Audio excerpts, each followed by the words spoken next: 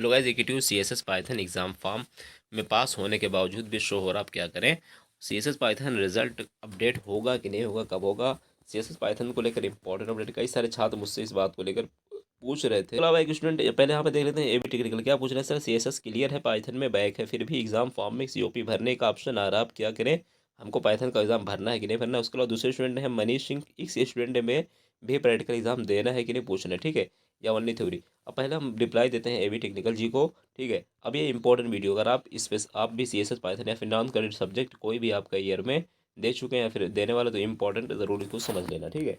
CSS Python को लेकर जहाँ तक है, अब मैं ऑलरेडी बता चुका हूँ कि AKTU का रूल अब ये चेंज हो गया है कि 2 साल, एक साल में 2 सब्जेक्ट अगर नॉन क्रेडिट है तो उसमें से आपको एक ही क्लियर करने पे डिग्री आपको मिल जाएगी। कहने का मतलब, अगर आपका CSS भी है, पाइथन भी है, या फिर उसी तरीके से कोई और सब्जेक्ट है, यानी कि 2 सब्जेक्ट हैं एक साल में, तो आपका एक पास है तो दूसरे में अगर फेल भी है तब भी आपकी डिग्री मिल जाएगी। बट एक सब्जेक्ट में जो पास होने की क्राइटेरिया है, वो एक्सटर्नल में 15 मिनिमम होना चाहिए, टोटल एग्रीगेट आपका 40% होना चाहिए, ठीक है। यानी 30% आपका कम से कम इन एक्सटर्नल में होना चाहिए, एग्रीगेट 40% होना चाहिए। बाकी जहाँ तक दूसरी, यानी कि 15 अगर आपका एक्सटर्नल में है तो थ्योरी में भी 15 होगा, 30 अगर होते हैं आपके तो पास हो जाएंगे।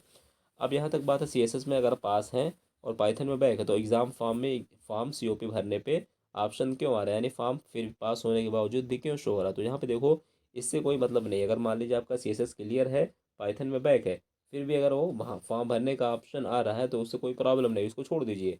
अगर आपका CSS पास है, CSS पास है, पाइथन में कोई बैक, पाइथन में बैक है। लेकिन अगर मैं आपको, मेरा सजेशन यही है, अगर आप अभी सेकंड ईयर में है, थर्ड ईयर में है, तो आप जो है पाइथन का भी एग्ज़ाम दे लीजिए। लेकिन ठीक, अगर आपको नहीं देने की मर्ज़ी है तो आप उसका फॉर्म छोड़ सकते हैं, कोई इशू नहीं है, कोई भी आपके इफ़ेक्ट नहीं पड़ेगा, ठीक है। उस शो हो रहा है, शो होने दीजिए अगर आपका, लेकिन ये कंफर्म होना चाहिए कि आपका एक सब्जेक्ट क्लियर है। कहीं ऐसा ना हो ये भी ना क्लियर हो, ये भी ना क्लियर हो, नहीं भरोगे तो डिग्री नहीं मिलेगी, तो इसलिए एक साल बढ़ जाएगा आपको। तो बेटर यही रहेगा, अच्छे से कंफर्म कर लो, या तो फिर आप मुझे अपना स्क्रीनशॉट वगैरह भेज सकते हो, ठीक है। इंस्टा वगैरह पे भेजोगे तो मैं रिप्लाई बहुत नहीं दे पाता हूँ जल्दी। आप लोग चाहो तो मेंबरशिप ज्वाइन कर सकते हो, या फिर ट्राई कर लो, अगर इंस्टा पे टाइम रहेगा तो मैं रिप्लाई दे दूंगा, ठीक है। बाकी अगर आप मेंबरशिप ज्वाइन करते हो तो नंबर वहाँ मेरा मिल जाएगा, ठीक है। तो वहाँ से आप मुझे डायरेक्ट कॉल कर सकते हो, स्क्रीनशॉट में भेज सकते हो, ठीक। ये था, यानी अगर आपका CSS पास है, CSS में या फिर पाइथन में पास है, CSS में बैक है, और फिर भी वहाँ पे शो हो रहा पास होने के बावजूद भी, तो आप भरिए ना भरिए, कोई इशू नहीं होगा, ठीक है। लेकिन पास होना कंपलसरी है एक सब्जेक्ट। उसके अलावा मनीष सिंह का रिप्लाई जवाब ये है कि एक स्टूडेंट का प्रैक्टिकल होगा कि देखो भाई, मुझे इसमें 100% श्योरिटी नहीं है, देखो जो क्लियर है वो क्लियर है।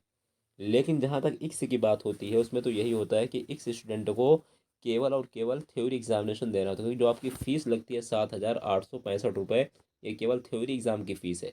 अगर आपको प्रैक्टिकल भी देना होता तो उसकी अलग से फ़ीस लगती है, 2-4 हज़ार रुपये। तो इसका मतलब यही होता है इस फीस के अकॉर्डिंग कि आपको केवल थ्योरी एग्ज़ाम देना है। बट फिर भी आप एक बार कॉलेज में कन्फर्म ज़रूर कर लेना, ठीक है। तो समझ गए होगे। उसके अलावा एक स्टूडेंट का फॉर्म कैसे भरना है, कब फॉर्म आता है, उसको लेकर मैं अलग से वीडियो बनाऊंगा। अभी तक कोई नोटिस नहीं आई, इसलिए मैंने इस पर वीडियो नहीं बनाया, क्योंकि बगैर नोटिस का मैं ऐसा नहीं चाहता हूँ कि आपके भविष्य के साथ कुछ खिलवाड़ हो। जो ऑथेंटिक चीज़ है वही बताता हूँ, ठीक है। तो इसलिए वेट करो, जब भी इक्स की कोई अपडेट आएगी, इक्स स्टूडेंट की या फिर री एडमिटेड स्टूडेंट की, तो उसमें वीडियो बनाऊंगा। बहरहाल इक्स स्टूडेंट का भी एग्जाम मेरे हिसाब से रेगुलर और COP वालों के साथ ही में होता है, और फॉर्म भी मेरे हिसाब से साथ ही में भरा जाता है। बट जब तक क्लैरिफिकेशन नहीं होता है, मैं इस पर वीडियो नहीं बनाऊंगा। तो इसलिए अभी वेट करिए, जैसे कोई मुझे अपडेट मिलती है मैं उस पर वीडियो बनाऊंगा, तो इसलिए वेट कर लीजिए। आई होप वीडियो अच्छी लगी हो, लाइक कमेंट सब्सक्राइब शेयर ज़रूर करें। CSS पाइथन के जो सारे डाउट्स आपको क्लियर हो गए होंगे। और एक चीज़ और, अगर आपको फिर भी कोई डाउट रहता तो कमेंट करें, मैं आपको उस पर भी वीडियो बना दूंगा।